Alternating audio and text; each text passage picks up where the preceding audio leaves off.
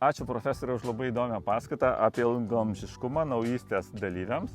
Norim paklausti, gal jūs galite pasakyti keletą pačių pagrindinių punktų, ką reikėtų daryti, kad mes galėtume gyventi ilgiau ir jaustumėmės geriau. Pirmiausiai, tokie dalykai. Fizinis aktyvumas. 10 000 žingsnių per dieną įrodyta, iš jų 1-3 tūkstančiais per tempo ir dar į savaitę porą kartų jėgos pratimų. Tai veikia, tai super.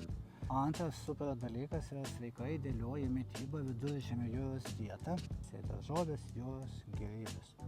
Trečias, ko gero labiausiai yra tyrimai atlikti trečioje srityje, kaip tik jūsų puikioje stovykloje randuosi, protingas kalorijų apribojimas. Retkarčiais pabadauti.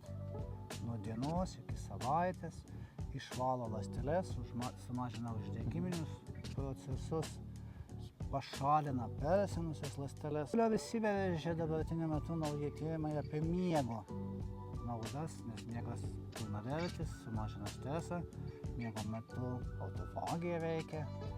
Toliau be abejo galėtume dar daugiau vardinti, bet kaip iškart pasakysiu, pozityvumas, pozityvus mąstymas.